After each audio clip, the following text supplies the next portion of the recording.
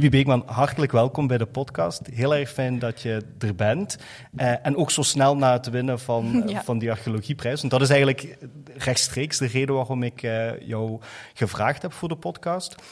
Maar misschien voordat we echt in die prijs die je hebt gewonnen duiken, is het leuk voor de luisteraar om eens te horen, hoe ben je erin gerold in archeologie en hoe ben je bij het Limburgs Museum terechtgekomen? Ja, oké, waar beginnen we? Heel ver terug. Archeologie had altijd eigenlijk mijn interesse al wel.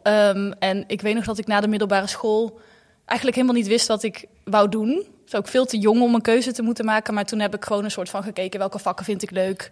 En toen kwam ik bij archeologie uit. Er zat wat aardrijkskunde in, er zat wat kunst in, er zat wat geschiedenis in, objecten. Dat vond ik allemaal heel leuk. En toen ben ik archeologie gaan studeren. En dat was eigenlijk wel meteen een schot in de roos. Maar ik wist ook eigenlijk al heel snel dat ik niet een graaf-archeoloog was. We hadden 2 weken opgraving op het einde van het eerste jaar. En echt, thank God dat de zon scheen. Want als het had geregend en ik had in de modder moeten opgraven, dan was ik er misschien wel gewoon mee gestopt. Oké. Dus er is een verschil dan, ook voor luisteraars, tussen graaf-archeologen en bureau-archeologen noemen we dat als soms als grapje. Maar ja, zeker. En dat is eigenlijk ook wel iets wat ik tijdens mijn opleiding besefte. Van, je hoeft niet per se een graaf-archeoloog te worden. Er zijn nog veel meer opties. Dus eigenlijk vanaf het moment dat ik dat door had, ben ik helemaal een soort van mijn droom achterna gegaan. En dat was destijds om archeologisch restaurator te worden. Dus het opgegraven objecten, die moeten behandeld worden voordat ze in een depot of in een museum terechtkomen. En dat vond ik superleuk om te doen. Dus toen ben ik een master gaan doen in Amsterdam. Mijn opleiding was trouwens in Leiden, Universiteit Leiden. En toen ben ik in Amsterdam een master gaan doen conservering en restauratie. Maar dat was eigenlijk helemaal niet op archeologie toegespitst, maar vooral op objecten uit het Rijksmuseum, wat vooral cultuurhistorie is en moderne geschiedenis en dat soort dingen. En toen heb ik ervoor gekozen om een master in Engeland te gaan doen, omdat ze daar echt een master hadden die conservering en restauratie van museale en archeologische objecten deed. Dat heb ik daar gedaan en toen ben ik eigenlijk direct na terugkomst in Nederland ook als restaurator in het archeologische veld aan het werk gegaan. Dat was heel fijn, want dan kon ik lekker in een laboratorium zitten en aan mijn objectjes werken. En toen eigenlijk vanuit die hoedanigheid ben ik in het conservatorschap gerold. Meteen bij het Limburgs Museum. En dat was ook super fijn, want dat was voor mij toen best wel nieuw. Maar ik had natuurlijk door mijn restauratiewerk heel veel objecten gezien.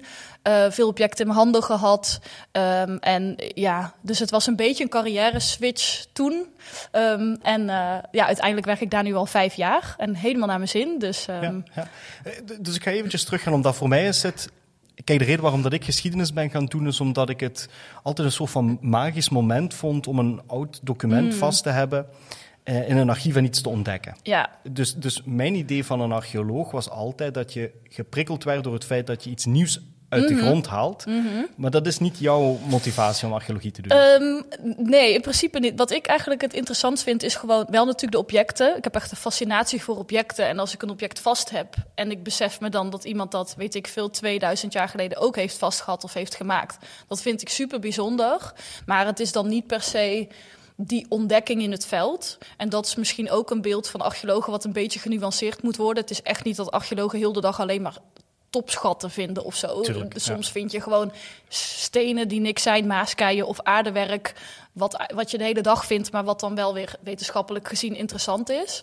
Ja.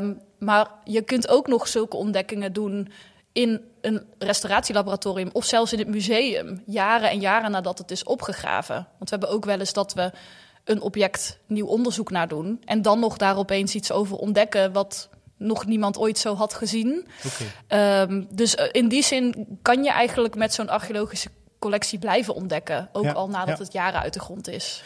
Dus kan je daar eens een voorbeeld van geven? Die objecten die worden opgehaald uit een site, die komen dan terecht in wat je noemt een restauratielaboratorium. Mm-hmm. En dan kan je daar toch nog nieuwe dingen in ontdekken. Mm-hmm. Dingen die misschien verkeerd gelabeld zijn of die men in het veld niet helemaal naar waarde kon schatten. Of hoe gaat dat dan? Ja, ik kan zoveel voorbeelden bedenken. Nou, bijvoorbeeld wat er soms ook gebeurt in het veld is dat er dingen te fragiel zijn om zo naar boven te kunnen halen. Dus dan wordt het in een blok gelicht, in een blok zand, wordt dan gips omheen gedaan. Ja. En dat gaat dan naar het restauratieatelier. En dan ben je eigenlijk bijna een mini-opgraving aan het doen aan je bureau.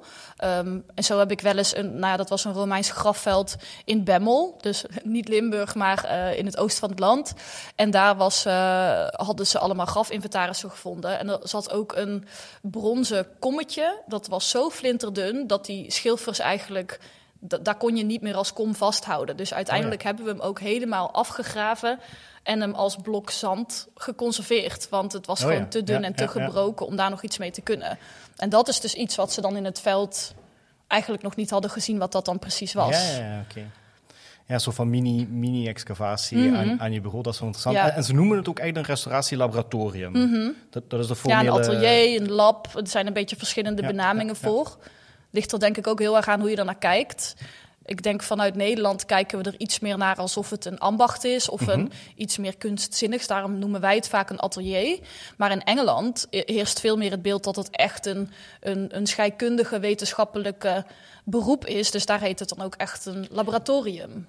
En scheikundig omdat je natuurlijk bepaalde producten moet gebruiken om te zorgen voor een zo lang mogelijke bewaring van wat uit de grond is opgehaald. Ja, zeker. Dat is één aspect. Maar je moet ook scheikundige kennis hebben van het materiaal zelf. Dus je moet weten hoe is het in het verleden vervallen, welke processen vinden er in de grond plaats, maar ook het naar boven halen van een object. Dat zorgt voor een enorme omslag in omstandigheden van zo'n object. Er komt opeens zuurstof bij, er komt water bij. Dus dat gaat als een malle werken.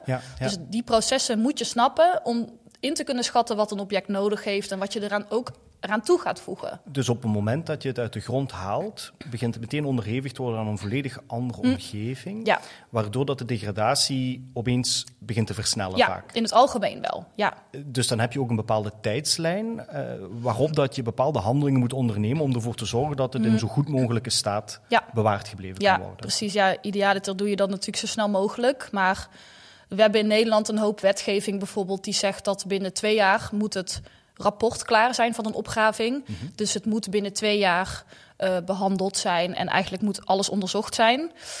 Maar soms in de praktijk blijkt het ook dat het gewoon wat langer duurt allemaal. Ja. Maar goed, toch wel binnen een half jaar wil je eigenlijk wel een object op zijn minst gezien hebben en onder handen hebben genomen. En daarvoor wordt het in een soort van depot bewaard onder een constante vochtigheid en temperatuur. Klopt. En dat is voor ieder object of iedere materiaalsoort ook weer anders wat dat dan nodig heeft bijvoorbeeld. Wat zijn de meest kwetsbare materiaalsoorten eens dat je ze hebt opgehaald? Ik denk organische materialen. Dus dan moet je denken aan hout, aan leer en aan bot. Ja. Die blijven eigenlijk in Nederland in ieder geval alleen maar bewaard onder het grondwaterlevel. En ook als er zo min mogelijk zuurstof bij komt. En als je ze dan boven haalt en ze zitten niet meer onder water, dan droogt het uit en dan eigenlijk verpulvert het dan gewoon. Ja. Dus in die zin zijn dat wel echt de fragielste materialen die ook het meeste conservering behoeven. Ja, dat verbaast mij soms wel, dat ze bijvoorbeeld oude scheepswrakken kunnen lokaliseren. Dat hout zodanig lang bewaard kan blijven. In mijn hoofd, het is een organisch materiaal, zou dat veel fragieler moeten zijn en zou het niet honderden jaren moeten kunnen meegaan. Ja. Maar onder de juiste omstandigheden kan dat prima. Ja, en juist onder water. Dus dat is ook waarom scheepswrakken daar echt de speerpunt in zijn. Ja.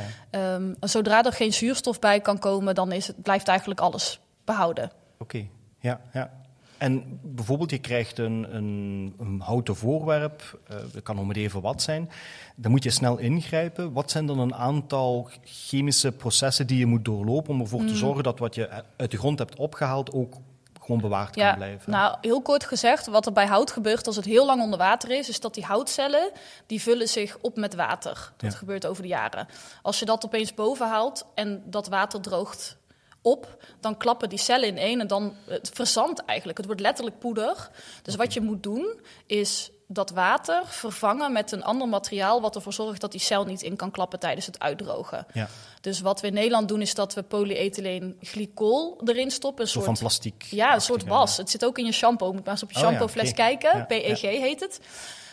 En dan leggen we het hout maanden, soms jaren, in een waterbad waarin je die PEG-oplossing steeds verhoogt, zodat het heel langzaam in die cellen kan indringen. Ja. En dan vriesdroog je het. Kan ook aan de lucht drogen, maar vriesdrogen is eigenlijk beter, omdat je dan geen capillaire kracht hebt van het water. Dat is allemaal heel moeilijk. En dan klapt die cel ook niet opeens in één. Ja. Dus, en dat is wel echt een heel kostbaar proces en duurt echt lang. Ja. Dus als je zo zegt, het conserveren van een scheepswrak, dat kan echt 5 jaar duren, 6 jaar. Echt, dat duurt echt lang. Ja, lieve hemel. Ja. Dus archeologie is voor een groot deel ook een chemische studie? Nou ja, het bewaren van archeologie, absoluut. Ja. En dat maakt gewoon deel uit van het normale curriculum van iemand die archeologie gaat studeren? Nee. En dat stel je meteen een goede vraag, want daar heb ik me destijds, toen ik nog helemaal in de restauratiewereld zat, ook wel hard voor proberen te maken, omdat ik dat echt vond ontbreken in bijvoorbeeld de bacheloropleidingen. Mm-hmm. Het gaat heel weinig over hoe kan je opgegraven objecten behouden. Okay. Misschien is dat ook niet zo raar, omdat het een universitaire opleiding was en je dan op wetenschappelijk gebied wat meer doorgroeit, maar echt mensen die in het veld terechtkomen, dat merkte ik ook. Iedereen doet natuurlijk heel erg zijn best in het veld om objecten zo goed mogelijk in te pakken en op te slaan in zo'n depot. Ja. Maar wij zagen toch als restauratoren dat het ook soms met de beste bedoelingen dan helemaal niet goed verpakt wordt. Bijvoorbeeld metaal wat in zakjes water werd opgeslagen, omdat het onder de grond ook nat is. Oh. Ja, iedereen weet natuurlijk, als je een oude fiets buiten zet, gaat dat roesten in de regen. Ja, dat is dus niet ideaal. Als het dan te lang ligt, dan gaat het ook gewoon soms stuk. Dus dat is wel iets waarvan ik zeker denk dat er nog wel wat winst te behalen valt. Dus dat is best vreemd, want mijn begrip van archeologie was dat stukje ambacht, of het stukje aanleren, hoe doe je dit volgens een geëikt proces? Ja. Hoe graaf je iets uit? Hoe bewaar je het? Hoe kan je het vervoeren? Dat maakt niet echt deel uit van de reguliere opleiding. Nou ja, wel eigenlijk alles tot aan het behoud van het object zelf. Ze leren je heel erg, hoe doe je een opgraving, hoe bedenk je een onderzoeksvraag, hoe kan je in het veld dan interpretaties doen van wat je daar in de bodem vindt. Ja. Het is natuurlijk ook niet het zijn niet alleen maar objecten wat je vindt. Je vindt ook verkleuringen in de grond, oude paalkuilen. Ja. Dus het is ook niet het allergrootste deel van zo'n opgraving dat je dan objecten vindt. Dus dat is wel lastig. Daar is gewoon nog veel winst te behalen, denk ik. Dus dat is het kantje in het veld. Mm-hmm. Jij bent een bureauarcheoloog, zei je daarnet. Je krijgt het natuurlijk in atelier of laboratorium, afhankelijk van hoe je het wilt noemen. Dan vinden er processen plaats om te zorgen dat het bewaard kan worden en ook geëtaleerd, ook getoond kan worden aan het publiek natuurlijk. Ja, ja, dat is waar ik me nu mee bezig hou. Dus ik heb die restauratie wel echt achter me gelaten. 3 jaar geleden, denk ik, ben ik daar helemaal mee gestopt. En nu ben ik vooral bezig met, we hebben een collectie in het Limburgs Museum dus. En hoe kunnen we daar kennis uithalen en dat vertalen aan het publiek? Hoe kunnen we ook wetenschappelijk onderzoek vertalen naar het publiek en hoe kunnen we daar mensen ook enthousiast over maken? Ja. Dat is waar ik nu... En het museum heeft daar eigenlijk 2 hoofdpunten in, want ik heb de podcast met Kirsten gedaan. Mm-hmm. En dat is enerzijds cultuurhistorisch en anderzijds archeologisch. Ja. En die 2 leven grotendeels los van elkaar. Want ik kan me voorstellen dat het heel moeilijk is om daar echt een heel duidelijk onderscheid tussen te maken. Bijvoorbeeld als het over de middeleeuwen gaat. Niet zo'n hele populaire periode bij archeologie, maar goed, er is middeleeuwse archeologie. Ja. Maar er zijn ook middeleeuwse bronnen, dus wie is er dan aan zet? Dat hangt een beetje van expositie tot expositie af. Klopt. En we hebben bij het Limburgs Museum eigenlijk 3 collecties. Dus inderdaad archeologie, cultuurhistorie, maar ook bewegend beeld. Ja, en we hebben ook nog fotografie. Maar inderdaad, cultuurhistorie en archeologie, het lijkt mijlenver uit elkaar, maar het raakt elkaar ook heel erg. Ja. En het is wel een leuke vraag die je stelt, want ik merk heel erg dat in het verleden, ook bij ons in het Limburgs Museum, er toch een beetje op losse eilandjes werd gedacht. Een nieuwe tentoonstelling was puur archeologie of een puur cultuurhistorische tentoonstelling. En ik merk heel erg met het jonge team wat we hebben, dat we daar een beetje anders naar aan het kijken zijn en dat we toch heel graag ook de samenwerking opzoeken. Je noemt middeleeuwen als voorbeeld. Ja, zeker in de middeleeuwen hebben we zowel historische bronnen, documenten als objecten, als archeologie, wat inderdaad is opgegraven. Dat heb je echt allebei nodig om een soort van een totaalbeeld te streven naar een totaalverhaal wat je kan vertellen van een periode. Ja. Maar Kirsten heeft natuurlijk ook verteld over de herinrichting waar wij mee bezig zijn. Dus de vaste presentatie over eigenlijk wat is Limburg en wat maakt Limburg. En daarin zijn we echt met alle conservatoren samen, dus met z'n 4 aan het kijken hoe kunnen we dat verhaal vertellen. En dan denken we eigenlijk niet meer zozeer chronologisch. Dus we denken niet in archeologie en cultuurhistorie en hedendaags. Ja. Maar we proberen heel thematisch te denken. Okay. Bijvoorbeeld religie. Dat is een thema waar je in Limburg natuurlijk niet onderuit komt. Het katholieke verleden is prominent. Maar dat is natuurlijk niet de enige religie die er in Limburg ooit is geweest of nog steeds is. Ja, dus zo kunnen we in de archeologie kijken naar welke religies zien we dan daar. Maar ook op andere manieren kunnen we die collecties combineren. Ja. Dus het is meer, transhistorisch noemen we dat. Dus we kijken veel meer thematisch en overstijgend naar periodes dan dat we echt in die losse hokjes Waardoor dat je genoodzaakt wordt om veel meer met elkaar in dialoog te gaan om uiteindelijk tot een eindconcept te komen. Ja, en ik denk ook dat je door archeologie... Je kan archeologie op die manier ook wat meer met het heden verbinden. Mm-hmm. Want dat is wel wat je moet doen om mensen die geen archeologen zijn er enthousiast voor te maken. Je moet ze een raakvlak laten zien met wat archeologie voor hun leven nu kan betekenen of dat soort dingen. Ja. Dus na je studies ben je dan meteen terechtgekomen bij het Limburgs Museum of heb je eerst nog een ander traject gehad? Nee, ik heb dus eerst nog een paar jaar als restaurator gewerkt. Ja? Oh, dus het Limburgs Museum heeft geen restauratieafdeling? Nou, we hebben wel collectiebeheer. Okay. Dus dat fysieke behoud van de objecten, dat is natuurlijk aan de orde van de dag. Maar in principe hebben wij zelf geen restaurator in dienst. Dus dat doe ik daar ook niet meer. Ja. Maar het is wel super handig om dat als achtergrond te hebben. Want ieder object in het museum heeft ooit iets van een restauratiebehandeling of een conserveringsbehandeling gehad. Ja. En dat is gewoon heel goed om te weten wat daar dan mee gebeurd is en op welke manier het in de toekomst nog een verval kan hebben of een impact kan hebben. Dus je hebt eerst na je studies bij een restauratieatelier gewerkt in Nederland? Ja. En dan ben je 5 jaar geleden terechtgekomen bij het Limburgs Museum. Ja. En dat was meteen voor een positie als conservator. Ja, klopt. Dus dat was wel een kentering eigenlijk in wat je daarvoor had gedaan. Best wel. Heel veel raakvlakken natuurlijk. Want archeologische objecten stonden nog steeds centraal. Dat is bij allebei de beroepen zo. Maar het was inderdaad heel anders. Want waar restauratie heel praktisch is, letterlijk, hier heb je een object, je hebt hier 5 uur aan geld voor, behandel het maar. Was het nu opeens, bedenk maar een tentoonstelling. Of zo, bedenk maar een onderwerp en zoek daar maar een collectie bij. Dus je hebt veel minder snel resultaat van je werk. En een tentoonstelling, daar ben je 1, 2, 3 jaar mee bezig of zo. Dus dat was wel echt heel erg wennen om opeens op de lange termijn te moeten denken. En ik weet nog op mijn eerste dag dat ze hadden al even zonder conservator gezeten, dus er lag al een stapeltje werk voor mij klaar. En ik kwam uit de commerciële archeologie. Dus inderdaad, hier heb je een object, je hebt 5 uur en meer geld is er niet. Dat is echt uurtje factuurtje, zeg maar. Ja. De uren hijgen constant in je nek. En toen kwam ik bij het museum en toen kreeg ik dus een hele stapel e-mails van mensen die wat objecten hadden aangeboden. En toen was het zo van, deze mevrouw heeft nog een oude pot op haar schoorsteenmantel. Ga daar maar even heen en ga daar maar koffie drinken. En ik dacht echt, jullie betalen mij om koffie te drinken met verzamelaars of zo. Dat was zo andere wereld. Maar wel heel erg leuk dat je gewoon fijn de tijd krijgt om echt te kunnen verdiepen en echt onderzoek te kunnen doen en je werk te kunnen doen, om het zo te zeggen. Ik denk de keerzijde van de munt is natuurlijk, die spanningsboog is veel langer. Hè? Je werkt toe naar een expositie, maar dat zorgt er ook voor dat zeker in die latere fases de stress waarschijnlijk ook net iets meer is, want je weet niet of het gaat landen op het moment dat het er staat. En eens dat het er staat, kan je ook niet zomaar zeggen, we gaan het terug meteen aanpassen. Dan staat het er gewoon. Nee, en het moet er ook staan op een bepaalde datum. Ja. En gelukkig doe je dat niet alleen. We hebben natuurlijk een projectleider die de planning in de gaten houdt, maar en de lijntjes strak aanhoudt. Maar het is wel voor een opening is het vaak heel stressvol. Veel uren werken. Ja. Maar ik moet eerlijk zeggen dat ik dat ook echt het allerleukst vind. Okay. Als een project opstarten, dan dat vind ik altijd best wel ingewikkeld. Je moet echt conceptueel denken. Mm-hmm. Er zijn zoveel opties. Wat is dan de beste invalshoek? Ja. Als je eenmaal een paar keuzes hebt gemaakt en het treintje rijdt, om het zo te zeggen, dan kan ik echt genieten van de objecten selecteren en de teksten schrijven.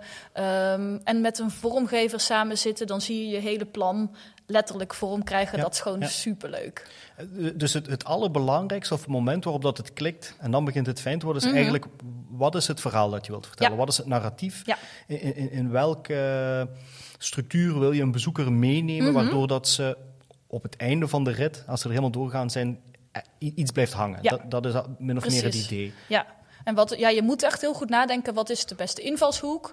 Maar ook, wie is mijn doelpubliek? Ja. Zijn dat bijvoorbeeld kinderen? Zijn dat vakspecialisten? Zijn dat algemeen publiek die eigenlijk geen archeologische achtergrond hebben? Ja. Dus je bent niet alleen maar bezig met dat wetenschappelijke onderzoek, maar ook heel erg met hoe kan je dat dan zo vertalen en wat is gewoon ook een interessante invalshoek. Er zijn ook een hoop dingen die wij als vakgekkies heel leuk vinden, maar waar het gewone publiek eigenlijk van denkt. Van, nee.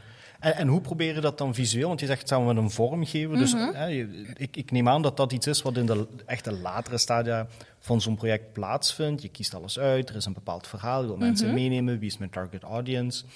Wat zijn de teksten bij de voorwerpen nadat die allemaal geselecteerd zijn? En dan moet je het ergens vorm gaan geven. Ja. Daar krijg je dan hulp bij. Maar hoe kan je dat visualiseren? Kan dat bijvoorbeeld dan met een VR-bril of zo, dat je doorwandelt? Ja, dat zou kunnen. Dat is natuurlijk een optie. Ik kan wel een voorbeeld geven. Ik heb afgelopen oktober een tentoonstelling geopend in Gennep. Dat is een Limburgs museum op locatie tentoonstelling. Ja. Dat is een samenwerking met gemeente Gennep. Die hadden een verhaal wat zij wilden vertellen over een belegering van het Genneperhuis. Dat is een 17e-eeuws fort wat daar in de gemeente ligt.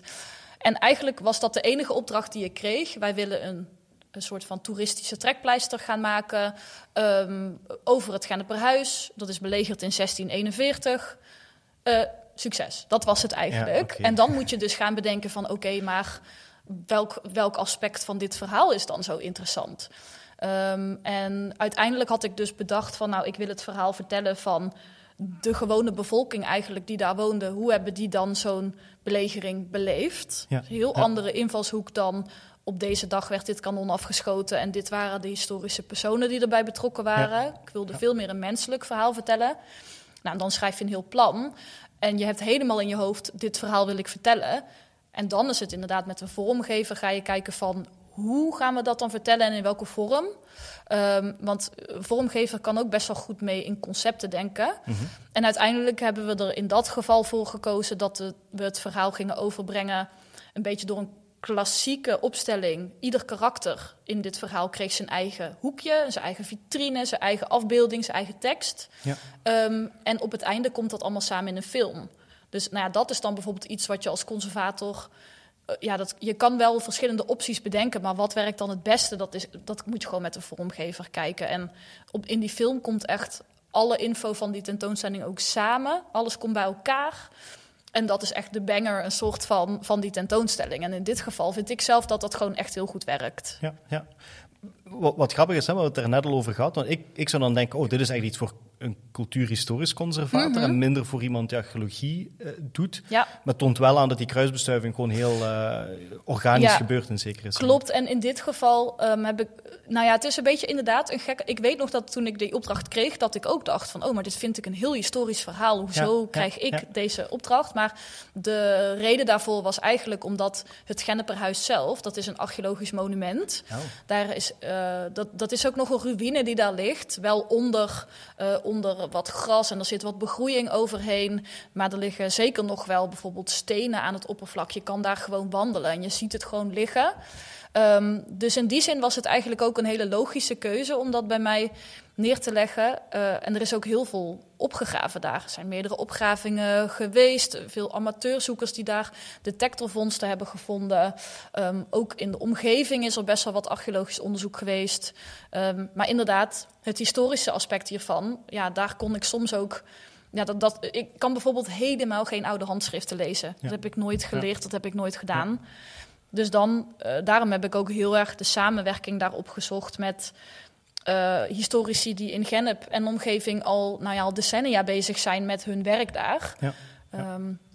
En op die manier hebben we dat verhaal eigenlijk samen verteld daar. Dus ik zie mezelf dan ook niet als iemand die daarheen komt om die mensen daar eens te vertellen hoe hun verleden in elkaar zit. Dat werkt gewoon niet zo meer tegenwoordig. Nee, het is vooral vanuit je eigen expertise toewerken naar een mooi eindproduct. Ja. Dat klinkt dan wat commercieel om te zeggen. Nou, dat is het wel eigenlijk. Ja.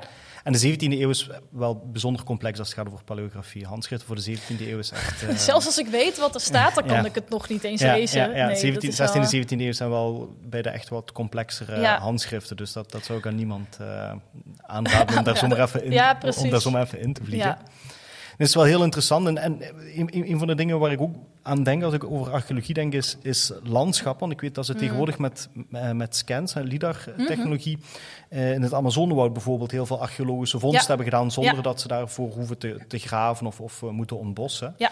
Dat vind ik een heel interessant project. En dat toont ook aan hoe dat naast die chemische kant dat je ook wel die hoogtechnologische kant hebt aan archeologie. Ja. Denk je dat er iets te winnen is bij een soort van scan van het Limburgse landschap? Zou er daar iets interessants uit Nou ja, absoluut. En ik heb zelfs een voorbeeld waarin dat zo is geweest. Dit is met de AHN, de Actuele Hoogtekaart Nederland. Daar heeft nog een archeoloog in 2018, dus helemaal niet zo heel lang geleden, nog een stel grafheuvels op ontdekt. Okay. Zowel in Baarlo als in Venlo hebben ze daar een grafheuvelveld gevonden. En gek, je denkt dan, hoezo had niemand dat dan ooit gezien? Maar goed, ga maar eens de tijd nemen om ieder kaartje tot in detail. En je moet die structuren natuurlijk herkennen. Dus op die manier kan je zeker archeologie herkennen. Ze hebben toen ook naar aanleiding daarvan proefsleuven gegraven om te kijken of het inderdaad echt grafheuvels waren of een andere landschappelijke formatie. En het bleken echt grafheuvels te zijn. Maar wat ook wel een leuk voorbeeld is dat bijvoorbeeld in coronatijd, heel veel mensen zaten thuis, verveelden zich helemaal kapot. Je hebt heel veel gewoon satellietfotografie van Nederland. En dat doen ze ieder jaar ook opnieuw. En bijvoorbeeld 2018 was een heel droog jaar. Nou, dan zie je dus opeens dat sommige structuren in het landschap, waar normaal gewoon gras overheen groeit, dat je die dan opeens kunt herkennen. Dus er is ook zelfs allemaal van die burgerparticipatieprojecten gestart, waarin vrijwilligers samen met professionele archeologen dus allemaal kaarten en foto's gaan bekijken om daar nieuwe structuren op te herkennen. Dus dat is wel echt superleuk, dat inderdaad dat soort technieken gewoon ingezet kunnen worden. En dat de burger daar dus ook gewoon bij kan helpen. Als jij het leuk vindt om in je vrije tijd 's avonds door die kaarten te gaan, superleuk. Het is natuurlijk wel moeilijker om zo'n landschapsrelicten te tonen in een museale setting. Ja. Maar ik heb begrepen van Kirsten en ook mijn gesprek met Bert dat jullie ook bezig zijn met een soort van digitaal museum dat klopt. Op te richten. En daar kan er natuurlijk wel heel mooi deel van uitmaken dan weer. Ja. Wat denk je dat daar de mogelijkheden zijn van archeologie? Want ik weet dat men bijvoorbeeld ook 3D-scans maakt van bepaalde voorwerpen. Wat is jouw droombeeld van zo'n online museum? Puur vanuit archeologie dan? Wat ik denk, ik denk dat de kracht gewoon van ons online museum is dat het publiek daar heel erg bij betrokken is. Dat is ook echt het speerpunt van dat ons Limburgs museum, dat online museum. Dat mensen zelf verhalen kunnen insturen. Dat kunnen ook bijvoorbeeld mensen zijn die zelf al jaren met archeologie bezig zijn of archeologie in een achtertuin hebben gevonden.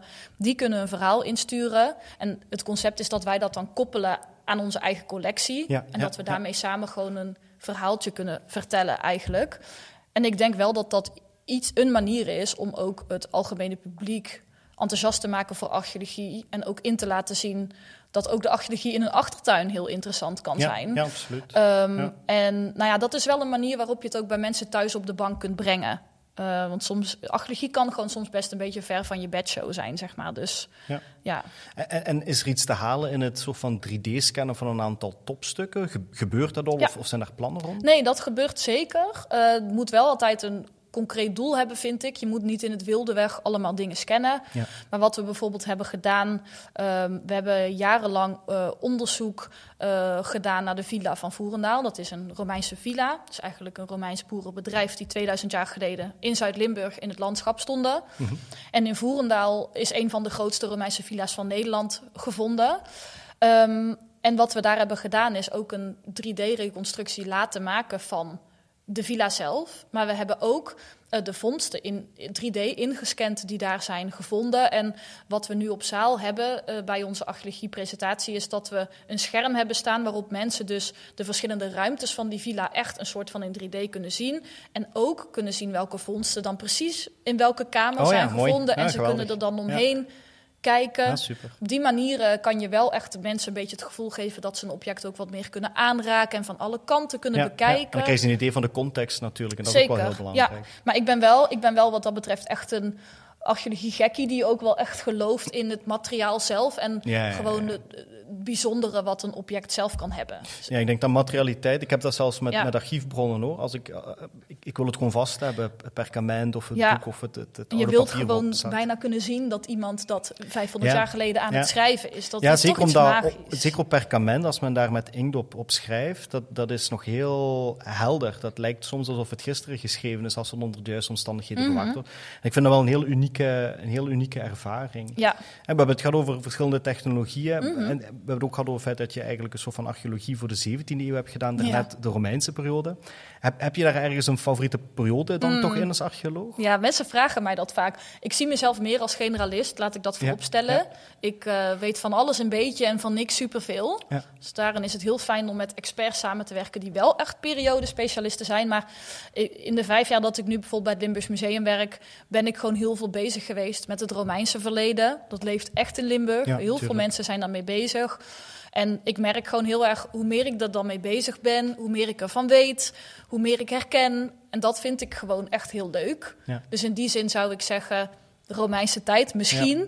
Maar door blootstelling aan. Precies, maar ik zeg ook gekscherend, ik wil de komende 5 jaar helemaal niks meer met de Romeinen doen. Want het is nu tijd voor andere periodes. Ja, alles valt onder mij, alle archeologie. Dus ik mag eigenlijk geen voorkeuren hebben.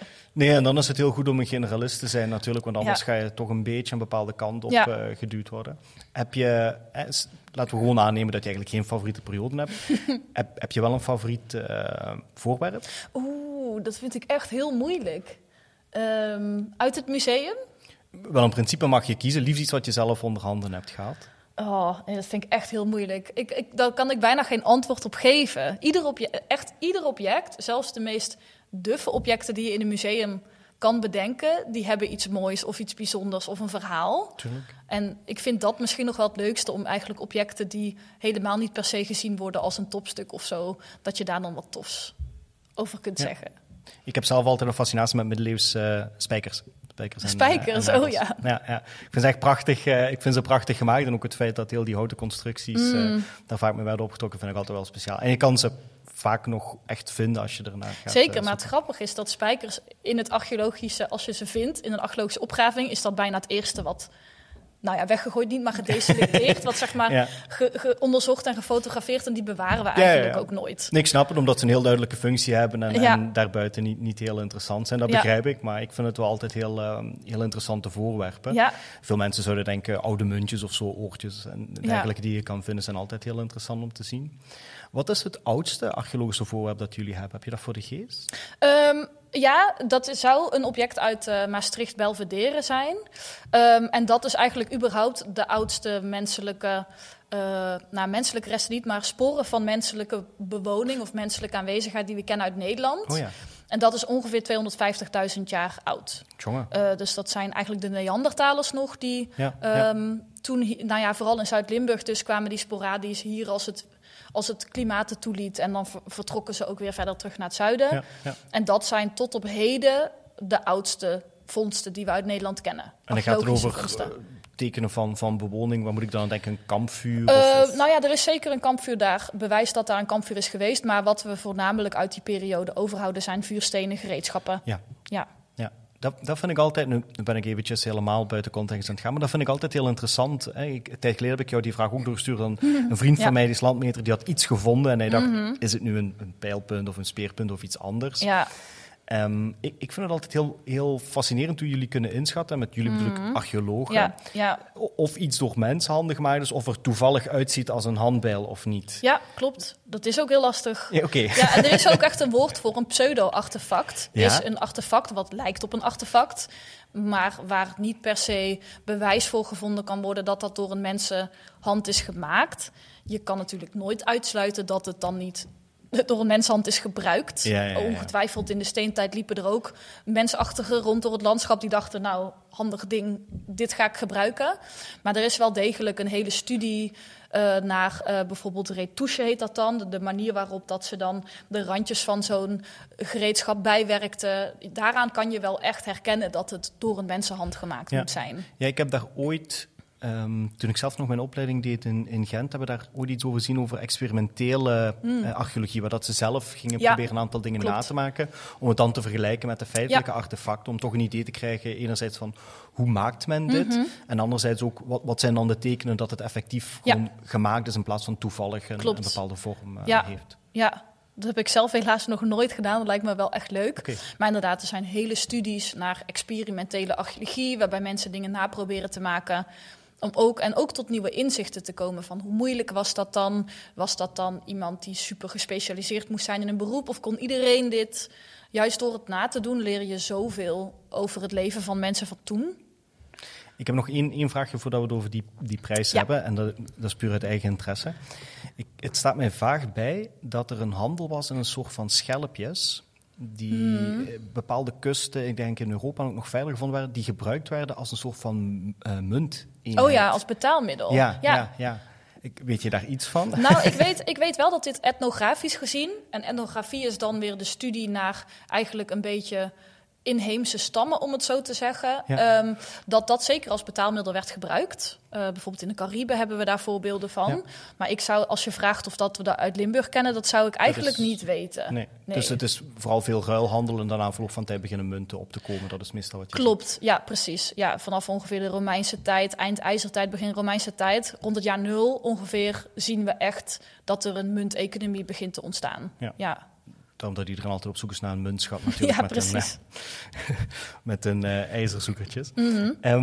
Om het dan te hebben over het feit waarom dat we hier eigenlijk samen zitten. Hè? Het is heel fijn om te weten wat je achtergrond is, hoe je bij het museum terecht bent gekomen.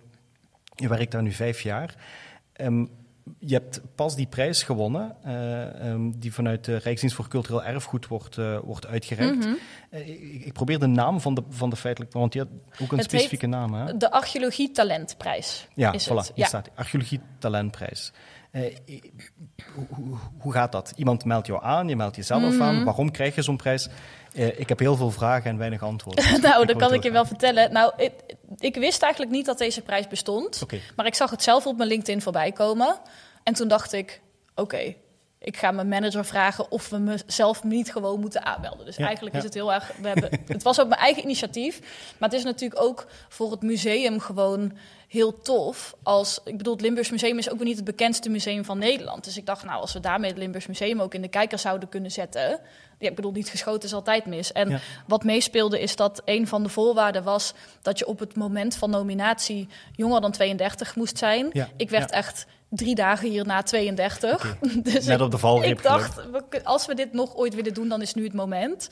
En mijn manager reageerde hier meteen heel erg leuk op. Die zei, ja, dat gaan we meteen doen. En in die hoedanigheid heeft zij uiteindelijk mij hiervoor aangemeld. Ja.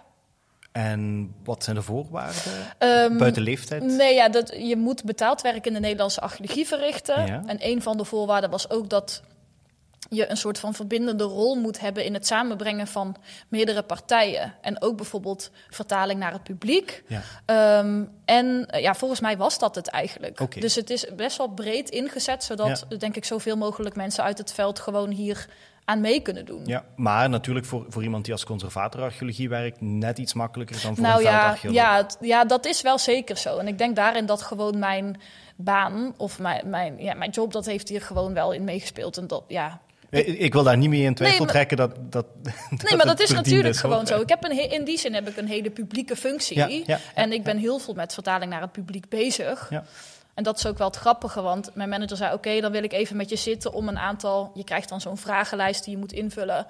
En we waren dat aan het invullen. En terwijl we dat aan het doen waren, dacht ik echt zo van... ja, maar ik doe eigenlijk gewoon mijn baan of zo. Voor mij is dit dagelijkse kost. Ja, verdient dat dan een prijs of zo? I don't know, zoveel bijzonders doe ik nou ook weer niet.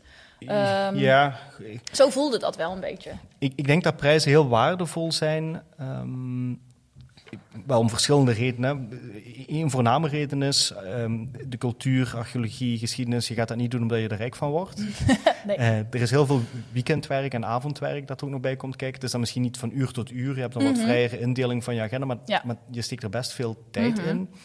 En het is niet altijd meteen duidelijk wie dat het feitelijke werk gedaan heeft. Op het moment dat je door een expositie wandelt in een museum, dan sta ik heel zelden stil bij wie was hier nu eigenlijk de curator van. Ja. Dus het maakt ook wel dingen zichtbaar. En ik denk ook wat het doet, en dat is ook wel omdat ze waarschijnlijk mikken op wat jongere mensen, het activeert ook mensen. Ze noemen het letterlijk een stimuleringsreis. Enerzijds voor je eigen loopbaan, maar anderzijds ook andere mensen te motiveren om die studies te gaan volgen. Ja, zeker. En ik weet dat archeologie, toen ik geschiedenis studeerde, en dat is ook alweer een poosje geleden, werd dat niet gezien als een studie waar dat je snel werk mee vond.